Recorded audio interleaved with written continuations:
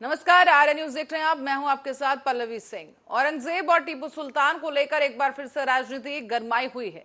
इसी को लेकर एआईएमआईएम के नेता और सांसद असदुद्दीन ओवैसी ने केंद्र की मोदी सरकार पर निशाना साध दिया है। ओवैसी का एक कहना है कि भारत में इतिहास बदलने की कोशिश हो रही है और मुझे मुगलों से मोहब्बत नहीं है, लेकिन इतिहास बदला जरूर जा रहा है। ऐसा लगता है जैसे लाल किला मोदी ने बनवाया हो। 1,80,000 के करीब मुसलमान हायर एजुकेशन को छोड़ चुके हैं, माने हायर एजुकेशन से डिसअपियर हो चुके हैं। अब उसमें आप देखिए कि सबसे ज्यादा अगर कहीं पर हायर एजुकेशन मुसलमान छोड़ चुके हैं वो है उत्तर प्रदेश 58,000, जम्मू कश्मीर 47,000, तमिलनाडु 14,000, गुजरात 10,000, बिहार 10,000, झारखंड 9,000, मध्य प्रदेश 2,800 के करीब। यानी जो मुसलमानों का तनासुब हायर एजुकेशन में 5.45 था वो गिरकर 4.64 हो चुका है। अब यहाँ पर जो मजलिस के खिलाफ जो लोग बातें करते हैं, मैं उनके हक को क्रिटिसाइज करने का जो हमें हक है करिए, मगर मजलिस की मौजूदगी से तेलंगाना में वो स्टेट शामिल है जहां पर 7,000 इजाफा हुआ है हायर एजुकेशन में। तब एक मैं ये नहीं कह रहा हूं कि ये क्रेडिट मजलिस को आता है, मगर ये कह रहा हूं कि एक सियासी शऊर जो मुसलमानों में हमारे बुजुर्गों ने पैदा किया, एक एक तेलंगाना है, दूसरा शायद और 2-3 स्टेट्स हैं। केरल तो वो तो रिवायती वो लोग हमेशा, माने कोई स्टेट अगर मुल्क में है जहाँ पे हाईएस्ट लिटरेसी रेट है तो वो केरल है। तो ये एक है। और एक डेटा है कि जो गवर्नमेंट का डेटा है 1950 से इंटर जनरेशनल मोबिलिटी एक चीज है। माने अगर किसी के दादा मिसाल के तौर पर 100 रुपये कमा रहे थे तो उनका पोता दादा से ज्यादा आमदनी कमाना चाहिए।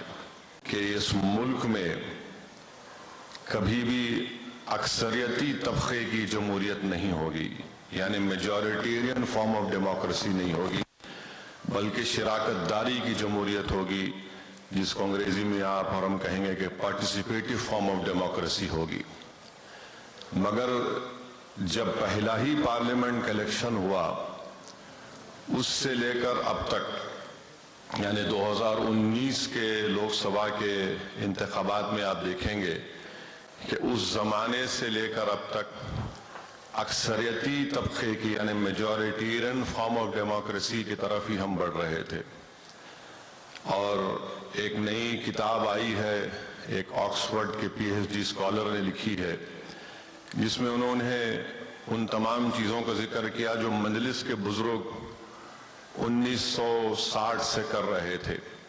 बल्कि उसमें एक वाकई में एक इंटरेस्टिंग बात उसमें उन्होंने बताई जो मैंने अपने मरहूम वालिद से भी सुना था, कि जब आइन बनाया जा रहा था, जिसको कानून साज असेंबली कहते हैं, कॉन्स्टिट्यूंट असेंबली, उसमें मौलाना अबुल कलाम आज़ाद रहमतुल्लाह अलैह, मौलाना हिफ्जुर रहमान साहब रहमतुल्लाह अलैह जब कभी भी मुसलमानों के लिए रिजर्वेशन की बात करते तो सरदार पटेल मुस्लिम लीग के उन 2 मुसलमानों को इस्तेमाल करते और हमला करवाते मौलाना अबुल कलाम आज़ाद पर, मौलाना हिफ्जुर रहमान पर, कि आप लोग मुसलमानों को मेन स्ट्रीम में लाना नहीं चाहते।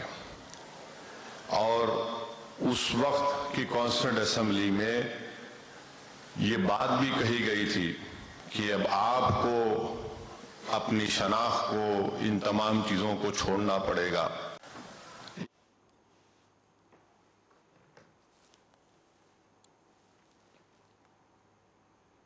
और हरियाणा के कुरुक्षेत्र में किसान महापंचायत में पहलवान बजरंग पुनिया पहुंचे हैं और किसानों का समर्थन किया। बजरंग पुनिया ने किसानों के समर्थन में बोलते हुए कहा है कि हम यहां किसानों का समर्थन करने आए हैं और हम भी किसान परिवार से ही आते हैं। हम उन किसानों के साथ खड़े रहेंगे जो सड़कों पर खड़े हैं। किसान आंदोलन के दौरान भी हम किसानों के ही साथ खड़े थे। अपना समर्थन देने के लिए आए हैं और हम भी किसान परिवार से, हम भी जो किसान हमारे भाई खड़े हैं रोड पे, हम उनके साथ खड़े हैं। क्या आगे भी आप सपोर्ट करेंगे रेस्टलर्स इस किसान पंचायत को? देखिए, पहले भी जब किसान प्रोटेस्ट चल रहा था तब भी हम साथ खड़े थे। तो आगे जो भी आंदोलन होगा उसमें पार्टिसिपेट करेंगे आप?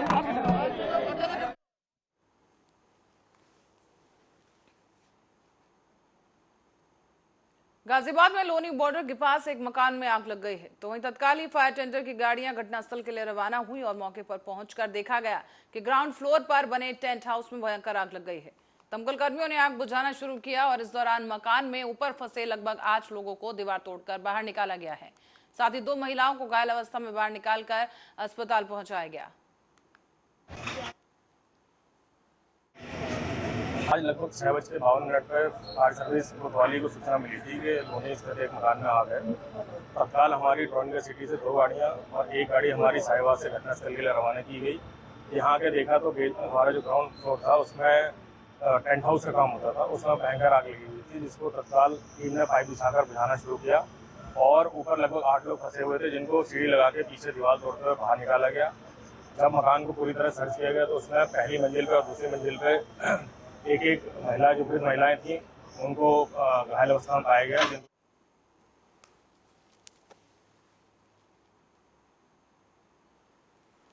और विकास की बड़ी बड़ी बातें करने वाले नेता सिर्फ भाषणों में अपना काम निपटा लेते हैं, लेकिन मूलभूत सुविधाओं के लिए आज भी वार्ड के कुछ लोग तरस रहे हैं।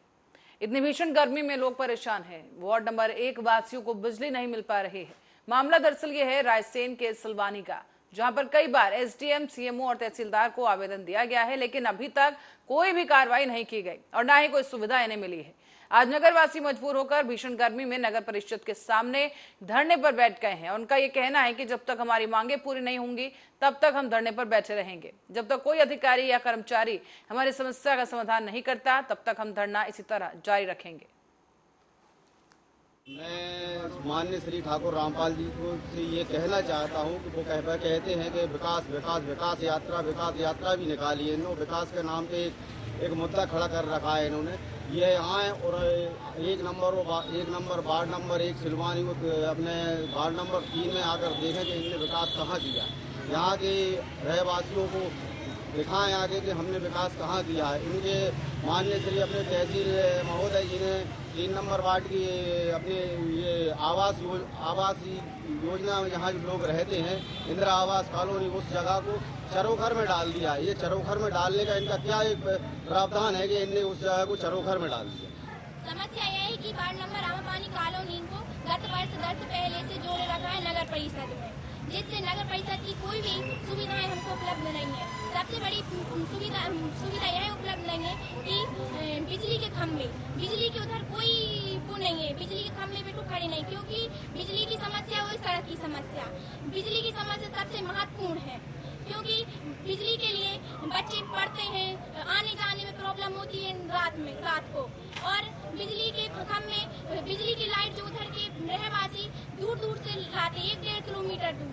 पहली समस्या यही है। हमने इसके कई आवेदन नगरीय प्रशासन और माननीय विधायक रामपाल जी को भी दिए, मगर कोई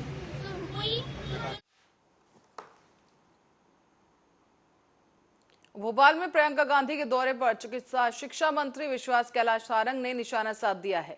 उनका यह कहना है कि प्रियंका गांधी फिर से मध्य प्रदेश में चुनावी छलावा करने के लिए आई हैं। 5 साल पहले चुनाव के समय राहुल गांधी मध्य प्रदेश आए थे, किसान कर्ज माफी और बेरोजगारी भत्ता का वादा किया था, लेकिन पूरा नहीं किया, और अब प्रियंका गांधी आ गई हैं। प्रियंका जी मध्य प्रदेश में आई हैं फिर चुनावी छलावा करने के लिए। 5 साल पहले उनके भाई भी आए थे। चुनाव के वक्त ही नेहरू परिवार को जनता याद आती है और भगवान याद आते हैं।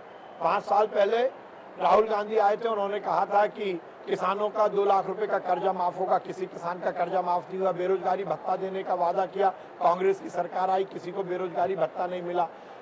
कोर्ट के ऊपर जनेऊ पहनकर राहुल गांधी हिंदू बनने की कोशिश करते हैं और नर्मदा मैया की आरती करके प्रियंका जी हिंदू बनने की कोशिश करती हैं। ये वही कांग्रेस है जिसने 1 महीने पहले कर्नाटक में बजरंगबली का विरोध किया। आज बजरंगबली की आरती उतार रहे हैं। कमलनाथ जी बजरंगबली के आकार के केक पर छुरी चलाते हैं और प्रियंका जी नर्मदा मैया की आरती करती हैं। ये चुनावी छलावा, ये केवल चुनाव के वक्त भगवान को याद करना, ये कांग्रेस की राजनीति है और इस राजनीति को जनता भी समझती है। प्रियंका जी, आप संस्कार धानी में आई और आपके कार्यकर्ताओं ने उसी संस्कार धानी में संस्कारों को तार तार किया और राष्ट्रीय ध्वज को पैरों तले कुचला है। आपको चाहिए कि सबसे पहले मध्य प्रदेश में आप उन बहनों के घर जाओ जिनको भारतीय जनता पार्टी की सरकार ने, शिवराज सिंह चौहान ने लाडली बहना बनाया है और वो लाडली बहनाओं को भारतीय जनता पार्टी की सरकार हर महीने 1000 रुपए दे रही है। पहले उसका धन्यवाद दीजिए और उनके साथ खाचौद की ओर रुख करेंगे, जहां 15 किलोमीटर दूर गांव अतलवास के तालाब में 2 जेसीबी मशीन 1 महीने से रात में चल रही है और खनन माफिया के द्वारा सैकड़ों बीघा जमीन को और उसकी मिट्टी निकालकर गड्ढे में तब्दील कर दिया गया है। जानकारी पुलिस और राजस्व विभाग को दी गई है, लेकिन बावजूद इसके खनन माफिया बेरोक टोक खनन में लगे हुए हैं। इस बीच आपको बता दें कि एनजीटी के नियमों की धज्जियां लगातार उड़ाई जा रही है और हमारी टीम भी यहां पर पहुंची है कवरेज करने के लिए, जहां देखा गया कि करीब 50 ट्रैक्टर और 3 जेसीबी मशीन अवैध तौर पर खनन करने में जुटी हुई हैं। भारी मात्रा में खनन किया गया और जेसीबी मशीन वालों का नाम अशोक पाटीदार बताया गया है, जो कि मड़ावदा गांव का रहने वाला है। बता दें आपको कि इस बारे में सिंचाई विभाग के अधिकारी लोधी से बात की गई तो उनका कहना है कि उन्हें इस बारे में कोई जानकारी ही नहीं है। ये तस्वीरें हम आपको दिखा दें कि यहाँ खाचौद में किस तरीके की वहां पर तस्वीर है, क्या हाल है वहां पर, वो आप देख सकते हैं कि यहाँ पर अवैध खनन लगातार जारी है और बेरोक टोक जो माफिया हैं अवैध खनन कर रहे हैं, दिन के उजाले में भी और रात के अंधेरे में भी। लेकिन जो अधिकारी हैं, जो जिम्मेदार लोग हैं, वो आके मुंद कर बैठे। उनका साफ कहना है कि हमें इस बारे में कोई जानकारी नहीं।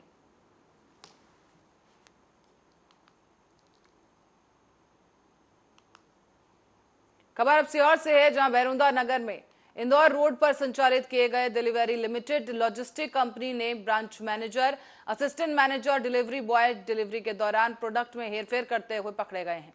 बता दें आपको कि अमेजॉन कंपनी के ऑनलाइन ऐप के माध्यम से ये मामला सामने आया है। एप्पल कंपनी की जीपीएस स्मार्ट वॉच के 20 पार्सलों को नकली प्रोडक्ट से बदलने का यह आरोप है। जीपीएस वाले स्मार्ट वॉच जिसके साथ हेराफेरी का मामला सामने आया है, उन घड़ियों की कुल कीमत 30,63,515 रुपए बताई जा रही है। एप्पल की असली वॉच की जगह लोगों को नकली वॉच डिलीवर की जा रही है और बताया गया कि अब इस मामले में पुलिस ने धारा के तहत मामला दर्ज कर लिया है। कई गंभीर धाराएं लगाई गई हैं और डिलीवरी बॉय और जो तमाम आरोपी हैं उन पर कार्रवाई जारी है। बता दें आपको कि डिलीवरी लिमिटेड लॉजिस्टिक कंपनी के सिक्योरिटी ऑफिसर ने इस पूरे मामले को लेकर रिपोर्ट दर्ज कराई है। बैरुंदा के अंतर्गत जो एक भोपाल निवासी सलीम खान, जो डिलीवरी लॉजिस्टिक कंपनी के मैनेजर है भोपाल में, उनके द्वारा एक आवेदन दिया गया था कि यहाँ पर जो लोकल में डिलीवरी कंपनी का जो शोरूम है, जहाँ से वो डिलीवरी की जाती है, वहाँ पे जो जिसके संचालक थे नरेंद्र राठौर, हरीश विश्वकर्मा, दिलीप राठौर, ये ऑनलाइन फ्रॉड किया था। जिन्होंने जो एप्पल की वॉच मंगाते थे और यहाँ पर फिर उसको चेंज करके वापस रिटर्न कर देते थे, जिससे उनके द्वारा धोखाधड़ी की गई थी। इसमें से लगभग 30 लाख रुपये की धोखाधड़ी की गई थी। इसके एवज में थाना नसूलागंज में बैरुंदा में 409, 120B, 420 और 400। उज्जैन में शादी की सालगिरह पर महाकाल के दर्शन करने आए परिवार से सेल्फी लेने के दौरान एक गार्ड ने बदसलूकी की है। मामला है इंदौर का, जहां पर बता दें कि इंदौर से आया हुआ ये परिवार महाकाल के दर्शन करने के बाद मोबाइल से सेल्फी लेने लगा। तभी मंदिर के सिक्योरिटी गार्ड ने श्रद्धालुओं के साथ हाथापाई की, दुर्व्यवहार किया, लेकिन मंदिर प्रशासन की तरफ से इस ओर कोई ध्यान नहीं दिया गया है।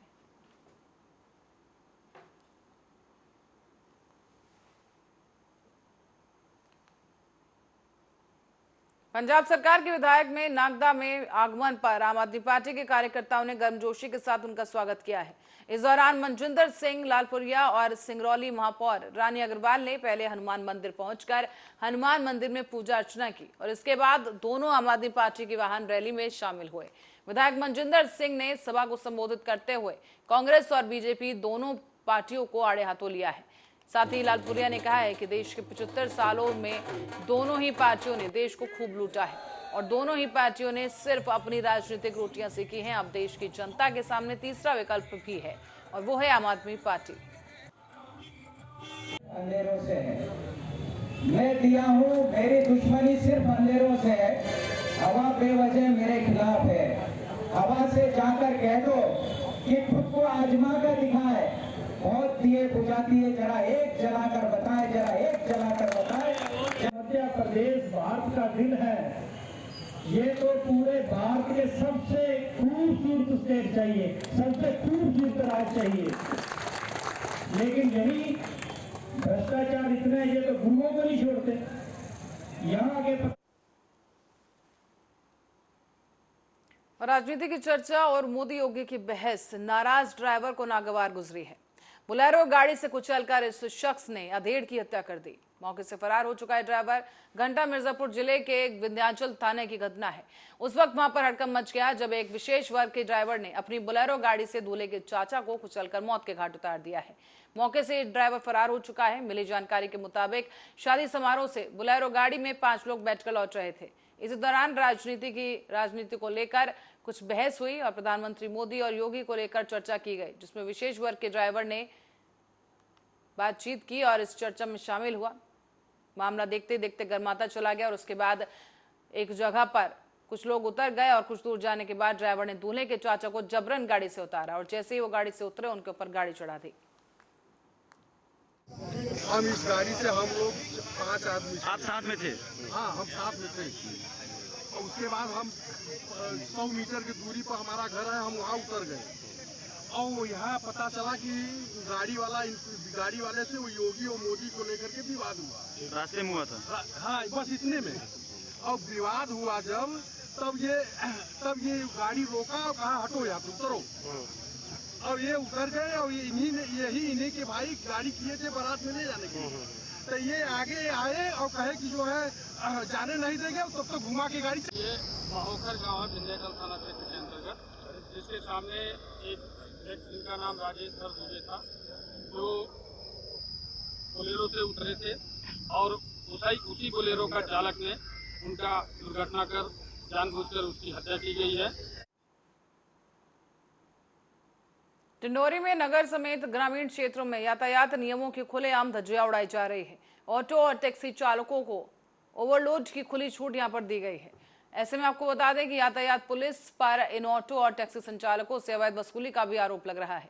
ऑटो और टैक्सी चालकों की माने तो वो यातायात पुलिस को महीने देने की बात करते हैं, जबकि पुलिस के आला अधिकारी और यातायात थाना प्रभारी समय समय पर नियमानुसार कार्रवाई की बात कर रहे हैं।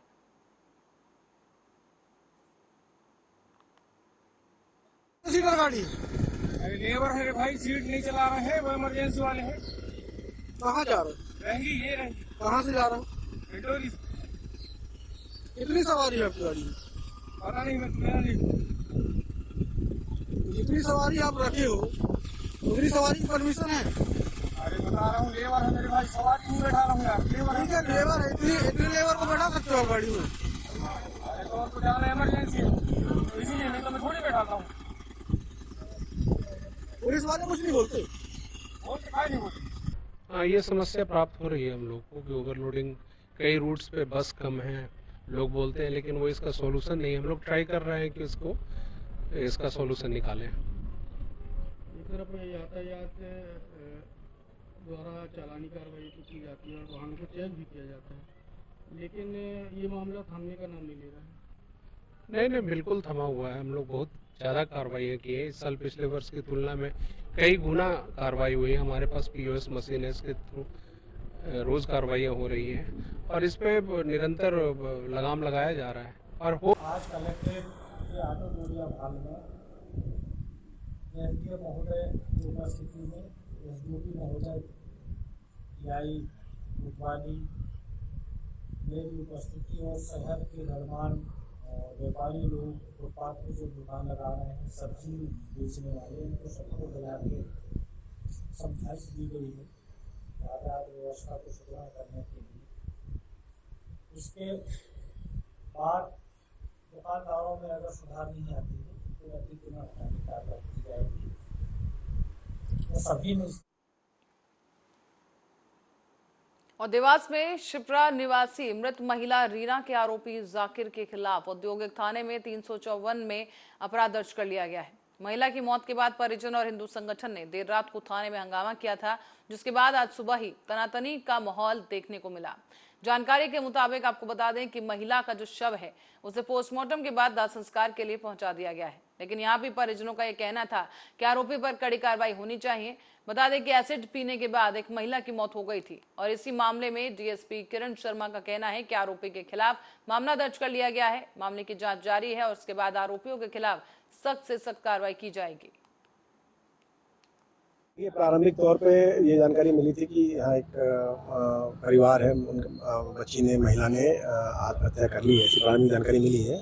और उसके पीछे एक दूसरे पक्ष के व्यक्ति का बताया जा रहा है कि वो उसकी प्रताड़ना से तंग करके, ऐसा प्रारंभिक तौर पर भी आई जांच आगे चल रही है और उस पर जो भी तत्काल एफआईआर दर्ज कर ली गई है और आरोपी को गिरफ्तार कर लिया गया है। सर, विषय दीपक जोशी मेरा नाम है। हाँ, अमूना रहता हूँ। हाँ, और यहाँ मेरी सिस्टर के साथ थोड़ा सा गलत हुआ है। भैया, मैं ये चाहता हूँ कि मेरे को न्याय मिले और मैं तो चाहता हूँ कि उसको फांसी हो। क्या नाम था आपकी सिस्टर का? मेरी सिस्टर का नाम था रीना जोशी। इनकी शादी हो गई थी क्या? हाँ, इनकी शादी हो गई थी, इनके 2 बच्चे हैं। हाँ, ये जो मुसलमान छोरा था ये कौन था और क्या था? ये भैया, इसके बारे में अपने को तो नहीं जानकारी है। हाँ। पर हाँ, एक बार मेरी बहन ने मेरे को बोला था। हाँ। ये लड़का उसको परेशान करता है। हाँ। छेड़छाड़ भी करता है और इस पे चाकू वाकू लाके मेरी भी धमकी दी कि तेरे भाई को मार दूंगी अगर तूने मेरे साथ गलत संबंध नहीं बनाया तो। हाँ। और डिंडोरी जिले के पडरिया कला गांव के पास अनियंत्रित होकर एक ट्रैक्टर पलट गया है, जिससे 2 लोगों की मौत हो गई और 3 लोग गंभीर रूप से घायल हैं। इस दौरान एक घायल को प्राथमिक उपचार के बाद शेखपुरा अस्पताल से जबलपुर के लिए रवाना कर दिया गया है। बता दें कि ट्रैक्टर में सवार होकर 5 लोग घर से जा रहे थे और उसी दौरान यह हादसा हुआ।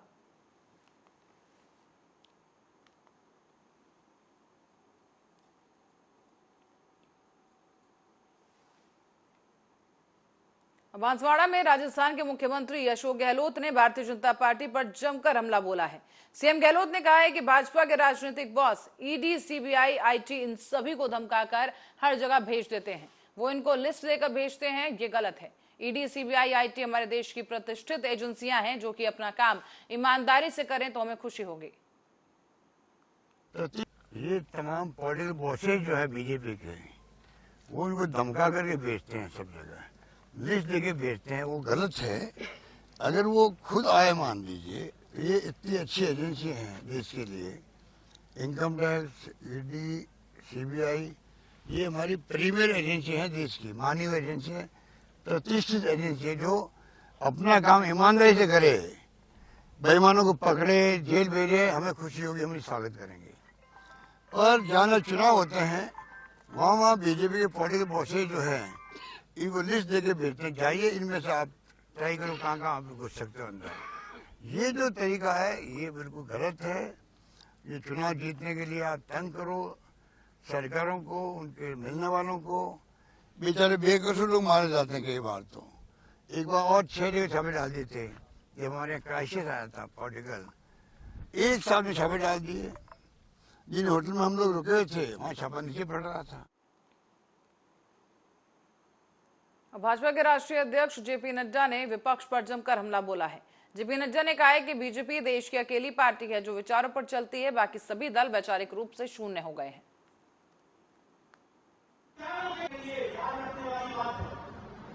ये अकेली देश